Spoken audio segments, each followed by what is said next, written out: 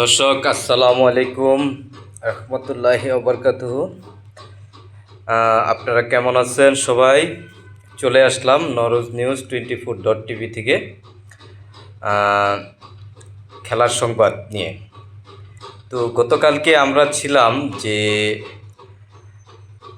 বাংলাদেশ বনাম অস্ট্রেলিয়ার যে টেস্ট সিরিজ চলতেছে, তো গতকালকে ছিল দ্বিতীয় দিন। তো বলছিলাম যদি বাংলাদেশ ভালো অবস্থানে থাকে অথবা জিতে, তাহলে আপনাদের সাথে আমার টাইম টু টাইম কথা হবে। তো এই সিরিজটা আমাদের জন্য, আমাদের দেশের জন্য অনেক গুরুত্বপূর্ণ একটা সিরিজ চলতেছে। বিশ্বের অন্যতম ব্যাটিং বলেন, বোলিং বলেন, ওদের লাইন আপ বিশ্বমানের ওয়ান অফ দ্য বেস্ট। অর্থাৎ ভারত অস্ট্রেলিয়াকে বিশ্বের অন্যতম বোলিং এবং ব্যাটিংয়ের দিক থেকে ওয়ান অফ দ্য বেস্ট, অর্থাৎ এক দুইয়ের মধ্যেই ধরা হয়। একটা বিতর্ক আছে আর কি। তো অস্ট্রেলিয়া কিন্তু অস্ট্রেলিয়াই সবসময়। আর ওয়ার্ল্ডের মধ্যে ভারত একমাত্র দল যাকে সমীহ করে, সেটা হচ্ছে মানে ভয় পায়, সেটা হচ্ছে অস্ট্রেলিয়া। আর সেই অস্ট্রেলিয়ার সাথে খেলা সিরিজ বাংলাদেশ টেস্ট, কত জল্পনা বিশ্ব ক্রিকেটারদের বাণী, ভবিষ্যৎবাণী, হ্যাঁ। তো সেখানে সব উল্টে দিয়ে বাংলাদেশের দামাল ছেলেরা, আমার মনে হয় যে এটা একটা ইতিহাস রচনা করতে যাচ্ছে বাংলাদেশ টেস্ট ক্রিকেটের অধ্যায়।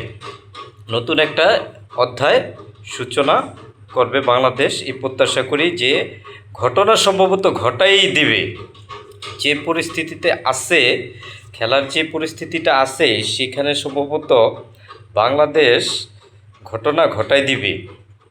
অস্ট্রেলিয়ার প্রথম ইনিংস ছিল 198 অল আউট। বাংলাদেশের হয়ে হাসান মাহমুদ 6 উইকেট নিয়েছিল। আচ্ছা, অস্ট্রেলিয়ার দ্বিতীয় ইনিংসে অর্থাৎ আজকে 161 রানের 4 উইকেট, 53 ওভার পর্যন্ত খেলছে। তো ক্যামেরন গ্রিন 43, অ্যালেক্স কেরি আপনার 19 আর স্টিভ স্মিথ 44। অস্ট্রেলিয়ার এখনও 67 রানে পিছিয়ে, অর্থাৎ তৃতীয় দিন শেষে চতুর্থ দিন শুরু করবে 67 রান পিছিয়ে থেকে। অর্থাৎ তাদের হাতে আছে মাত্র 6 উইকেট। তো আজকে পর্যন্ত বাংলাদেশ শক্ত অবস্থানে আছে, সেটা বলতে পারি। এবং বিশ্বের